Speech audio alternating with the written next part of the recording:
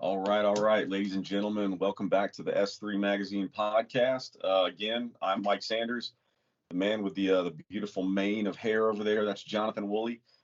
Today, we're going to talk a little bit about SEMA. Woolley, you have the floor. Oh, awesome. um, okay, so Mike did a short video, I think, for social media last week when Ford and Honda announced that they were pulling out of the SEMA show. I'm assuming you guys have heard that. If not, Ford and Honda have announced that they're pulling out of the SEMA show. That's a huge deal. Ford and Honda are big staples of the SEMA show. Uh, and so the responses were kind of mixed, obviously, on those social media platforms. And then me and Mike were looking at some of the responses and kind of realized that maybe a lot of people that aren't embedded in the career aftermarket side of this world or whatever might not know exactly. Like SEMA is a lot more than a car show. A lot of people see it as a car show. A lot of people see it as a car show that has gotten kind of absurd in a lot of ways with cars that are kind of slapped together in the last 6 weeks. And so people are like, well, yeah, whatever, who cares? They pulled out. SEMA's gotten kind of dumb. The first thing you need to realize is SEMA is a lot more than the SEMA show. SEMA is here to protect the interests of the automotive aftermarket and car enthusiasts. So that goes from legally, if government's trying to pass different bills or laws or whatever, they're on it. They got people that are reading the fine print and that are on this stuff to protect the enthusiast interests, your freedom to be able to modify a car as you wish. As far as the businesses, a business it's there to facilitate growth. There's a whole lot of networking opportunities that go on, that come out of SEMA, and of which is the biggest show on earth, or whatever you want to call it, the biggest automotive thing, SEMA. You guys, everybody knows that. It's the one that's in Vegas, and the SEMA show is anything automotive aftermarket. So anything goes. Imports, classic, muscle, exotics, lifted trucks, trophy trucks. If it's aftermarket, it's there represented at SEMA. So since we've been going to SEMA, which was like 05 or 06, obviously, yeah, Ford and Honda are huge staples of this show. Yes, it's an aftermarket show, but yes, they make cars for the aftermarket. So they come out there with all their hot new models. For example, last year, it's like the Bronco, or whatever. They bring whatever the hot stuff is, and they have them all done up, so them pulling out of SEMA is a huge deal. I can give you the floor because I know I've been talking a minute, but basically what I'm getting at is, with Corona being a canceled year, and with last year, you talked about this in your show, but or in your social media thing. But go ahead and tell them. I mean, tell them why you think this is bigger than just so what? So Ford pulled out of a car show, Honda pulled out of a car show. Who cares? Yeah, so first of all, like you said, SEMA's a hell of a lot more than just a car show. At the end of the day, the easiest way I can explain what SEMA is that is where the magic of the industry, the plans, and the business for the upcoming year all happens. That's where the media companies go and they secure what they're going to be planning and the content they're going to be creating and bringing to the forefront for the year. A lot of dealers who sell parts and even cars show up, and that's where they do their handshake deals and they figure out their new pricing structures and what inventory levels, and it's just business central. It's so much more than just a car show. Yes, the glitz and the glam and the cars are there, but most people who are there to actually work the event in the industry have tunnel vision and are there to do business. The cars are just kind of the side piece. Also, yeah, so this show goes down usually right around Halloween. So like late October, early November. It is where it's kind of like our pep rally for the following year, right? Like if you've got a new product that just came out or that's coming, you save it for SEMA. You introduce it at SEMA. You're talking about you have all these buyers. If you're an exhibitor and you're exhibiting at SEMA, you got buyers coming through and you're talking about what you're doing next year, right? Any of the new products or anything like that. That's what Mike means by when he says it's where business is done. Just for us, a little independent magazine, a lot of times it's where we get to see these guys. We might not see them all year, like you see people at different events or whatever, but like SEMA is the event of all events. It's where you go, we're out of Georgia, so we might not see the West Coast guys as much as other West Coast guys get to see each other, but we all go to SEMA and we all catch up. It's a giant homecoming. And like I said, it's like a pep rally for the next year. It gets everybody psyched. Anyway, so 2020, it got canceled due to Corona. Obviously, they can't be, in 2020, they can't be holding giant conventions in Vegas. So 2021, SEMA went through, great lengths to make it happen and to come back. As expected, it was probably half capacity. Yeah, a lot of people use COVID as an excuse to not go because let's face it, SEMA is a very expensive show to attend and especially have booth space. It's all extremely expensive. It adds up very, very fast. So a lot of people were kind of just sitting back, penny pinching and just not to do it. Yeah, it's very expensive to be there. And if you're concerned that your buyers aren't going to be there, it becomes a real monetary concern. And for some people, even last year, there were still legitimate health concerns depending on where you lived and who was working for you and stuff like that. I get it. But I was talking to some tenured people and some wise people at the event, and they were like, next year, being this year, 2022, is going to be the real make it or break it year. Half of us are out. Basically, half of us came this year. This show is kind of at half the attendance that it should be. If the people that are not here come back, then all is well.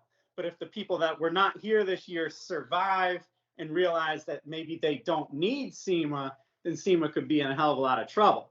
So it's pretty much kind of a wait and see thing. And then all of a sudden, this time of year, if you guys don't know, is when you start, booking, right? So people are getting their show space. People are starting to register for the event and everything right now, even though the event's not for another 6 or 8 months. But so Ford and Honda pull out.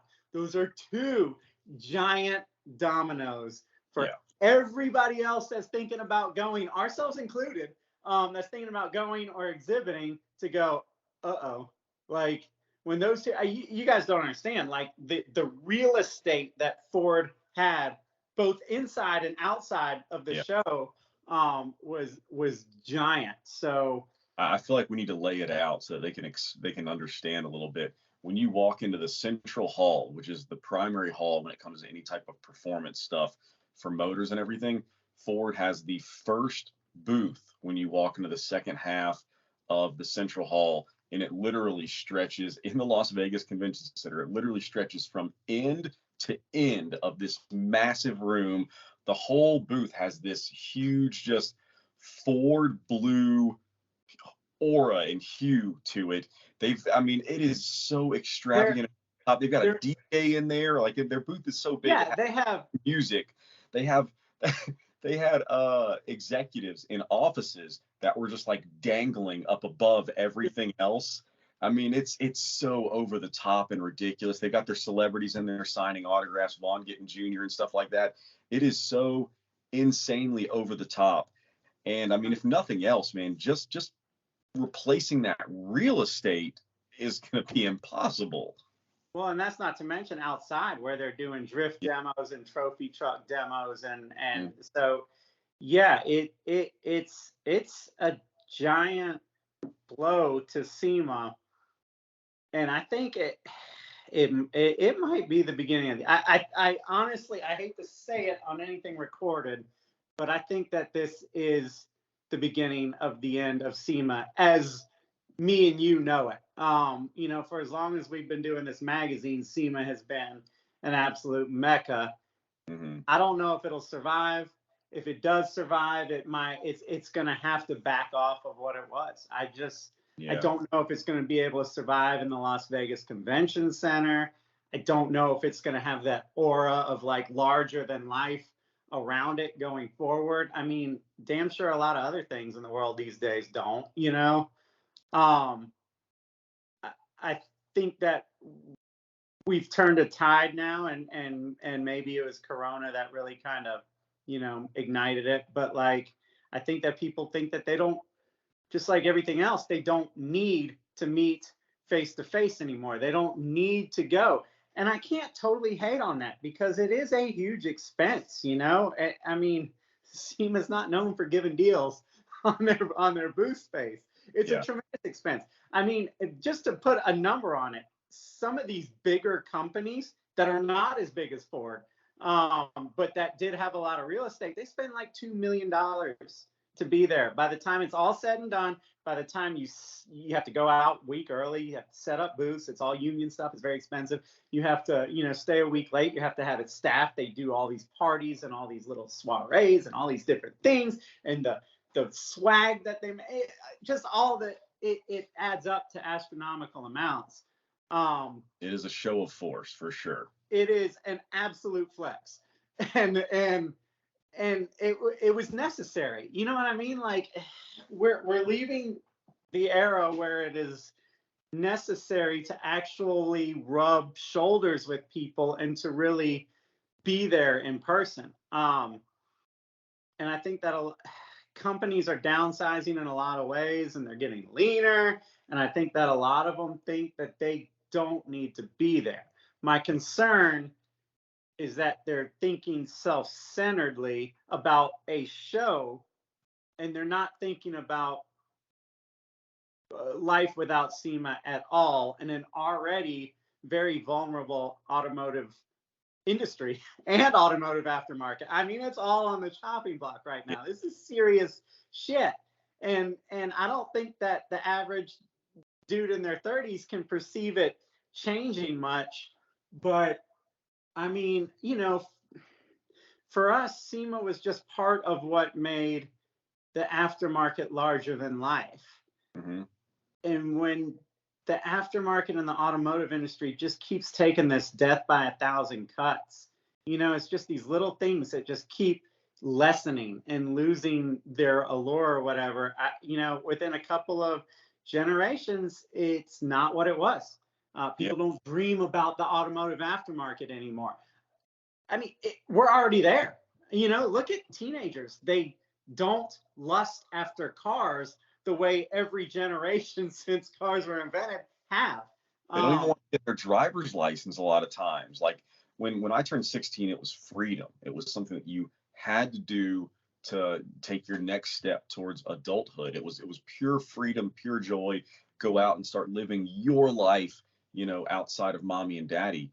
And they just wanna, a lot of kids just wanna Uber everywhere. Like they have no intention to actually be drivers, Yeah. which is crazy. I don't understand it. While I don't think SEMA is perfect by any means, like when you let a show like the SEMA Show die, you take some magic out of life. You take magic out of this whole industry, and like I said, you just kind of lessen it. And listen, if companies start falling out of the SEMA Show and survive, you're never going back to that. You know, like this is the end of an era thing. People will talk about it in 20 years. Man, that must have been so cool. Like you guys actually got on planes and you all went there. You stayed in hotels and you had these parties and all that kind of stuff. You know, we're letting it go potentially for selfish business call reasons. You know, having said that, like I said, I'm not the biggest fan of SEMA. I've always felt like it's just kind of a boys club of elected people that were elected by their friends that are just patting each other on the back. I've always kind of been a little resentful that they did not protect. They don't protect the genres. Like when the import scene started dying and companies started kind of having hard times, they weren't there to help. That's not what they do, though. I guess that's not what they do. When this industry's very own print magazines started to diminish, they didn't ever go, hey, we need to protect it. This is the media of our industry. They just kind of let it die. Yeah. When big ridiculous trucks came into popularity, they just kind of said, oh yeah, more of this. Like, you know what I mean? They follow the trends, but I can't hate them for that because they're not here to, to manipulate trends or to, you know what I mean? They're just here to protect the aftermarket. At the end of the day, like, what can they really do when it comes to that? They're just a vessel for companies trying to get their new products out and to show off what they're doing. So it's not really their job or their place to do that. What is their job, and you touched on this earlier, is to protect the industry as a whole. And the reason why it's such a big deal, reason why we're kind of making a big fuss about this, if the SEMA show goes away, a lot of people are going to look at it and go, it was a lot of fun, but at the end of the day, it's no longer needed. But if the show goes away, or if it diminishes and becomes much, much smaller, then SEMA's ability to govern and help you have the ability to modify your car diminishes as well. Back in 2016, the EPA, the U.S. government agency, the Environmental Protection Agency, passed something called the Clean Air Act. Some of you guys might remember this, you might not, but what it basically said was that was when they started, and you guys can see this in the news now, they're starting to make people who modify cars and go out racing, we're kind of like the new villains of the world. We are the ones out there destroying the environment. They're starting to treat us almost the same way they do, like, the NRA. We are the ones with the targets on our back now. We're the bad guys, and they want us to go away. They want us to stop modifying cars. And that's what the Clean Air Act was. It basically said that any new vehicle that is produced by a Ford or a Honda or something like that cannot be turned into a race car. Okay, well, that immediately kills NASCAR and so many other forms of racing, and your ability to go out and just buy yourself a Mustang or a Corvette or whatever and turn it into your own little dedicated race car. That was going to be deemed as illegal. Sounds pretty freaking ridiculous, doesn't it? Well, it is. And if you don't know about it, it's because SEMA stood up and saved your ass without you even realizing it, because they came in and they introduced the RPM Act, which for the last, 6 years has been combating that. And SEMA is still fighting every day, tooth and nail, to make sure that that crap does not go all the way through and they take your right to modify cars away. So I get a little bit upset when people are like, oh, it's just a show. It's not a big deal. It's an expense. We don't need it. Yes, we do. If you like modifying cars and you like the industry and you like going to car shows and you like going to races and it's something you want to show to your kids as they grow, you freaking need SEMA. I mean, it's true. That's the thing. When you take a Ford or a Honda, that's obviously such an anchor in all of this stuff. You would think that their participation would be deeper. You know what I mean? Like, but when they pull out a SEMA, they're basically, yes, they're walking away from supporting the culture that loves their cars the most. And I guess that goes back into what we were talking about yesterday. Why? You know what I mean? Like, why are they not supporting an organization that is there to support people's ability to modify and enjoy cars? Doesn't really make sense. It seems like a very a very important thing for them to be putting money into, and they should be the ones leading that charge, in a lot of ways. But they're not, and that's also kind of confusing. Having said that, taking a lot of hits too, man. Ford has taken blow after blow. I don't know as much about what Honda's doing, but I know that they're having a hard time making attractive cars, so they gotta be taking a lot of hits. I'm driving the Civic Si right now, and it is a pure little joy to drive and just hard to look at, man. It looks just like a freaking Volkswagen. Like, it looks just like a freaking everything else. There is just, if you ask me to draw it right now, I can't. I can kind of draw the little back window and that's it. But, so yeah, these companies have been hit hard in the last couple of years too. And SEMA is that flex that we were talking about, in a luxury of sorts that maybe they can't do, but dang, man. I mean, to save some expense for a year or two, you could really be putting the future of all this stuff in jeopardy. Yeah, it's very short-sighted. Just like anything else out there, any other type of industry. Just look at Hollywood, for example. Hollywood makes its bones in throwing money around and making everything as extravagant and as attractive as possible. It sounds very vain to say it, but industries work best when that happens because Sure. it's interest at a high level. And whenever everybody's interested, everybody's spending money. That's how a capitalistic society works. Money is constantly changing hands. You have manufacturing working, you have distribution working, and you have the consumers, the end users, getting the stuff that they want or need. Whenever whenever government steps in and says you can't do that anymore, or God forbid SEMA goes away and it's just not marketed anymore, well then you got problems. I mean, think about, I think I touched on this yesterday, but just think about all of the companies that are involved in SEMA, all the thousands of booths that are out there. Dude, if that goes away, all those people are affected, all their jobs are in Well, jeopardy. think about how many people you and I know because of SEMA. I Hmm. mean, we've been going since, I mean, me 05 and you 06, like our entire network, has come, Hmm. like our professional network, the companies that are advertising in magazine and doing business with us, all of that comes from SEMA. Yeah. Without SEMA, it's an avatar. You're looking at somebody's little avatar on some sort of LinkedIn or something and just trying to send them an email and develop a fake friendship. Like, these are real friendships because we've had real times together. We've Yeah. become buddies. And that's what the climate of this world is doing, though. I think I mentioned it already. I don't know if I said it, but I thought it, like, we're taking away real. All this stuff is going, I don't know, man. You can't do car culture online. I You have mean, to get it. why There's would you want too to? senses. Yeah, these are real things. Um, this, yes, this is an industry, but it's not an industry like, I don't know, the people that make this bag or whatever. Like, this is a passionate industry.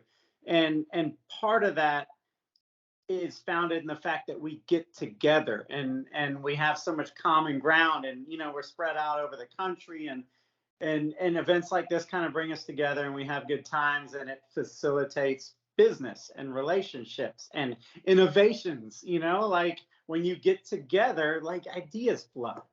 It doesn't happen the same way on a Zoom call. Hmm. So yeah, I mean, just to sum it up, like, basically two of the biggest players at SEMA pulled out of SEMA. Well, I think three. I might be wrong about this, but I thought I saw earlier today that Hyundai pulled out too.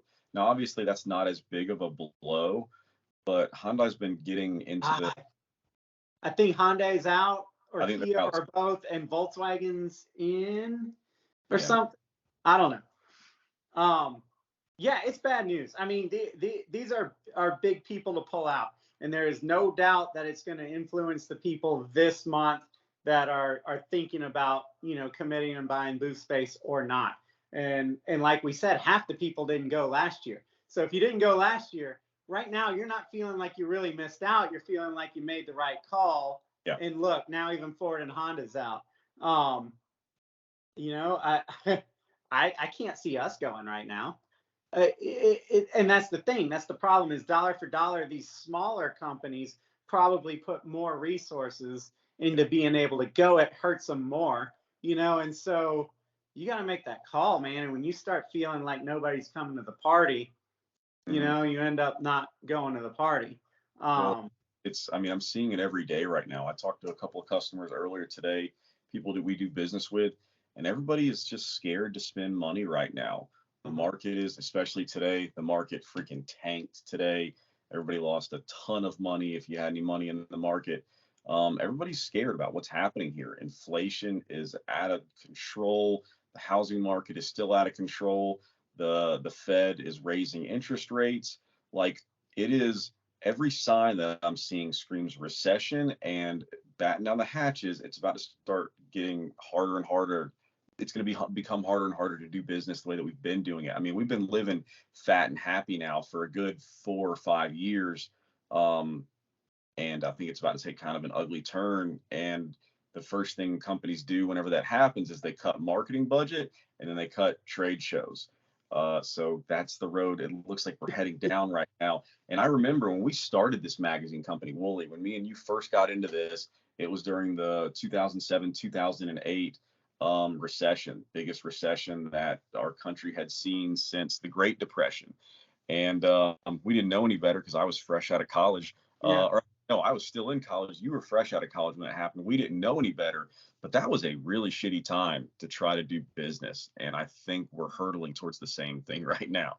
So, and if that is the case, we need something like SEMA now more than ever, because when you're weak, you're easy to get thumped off the top there.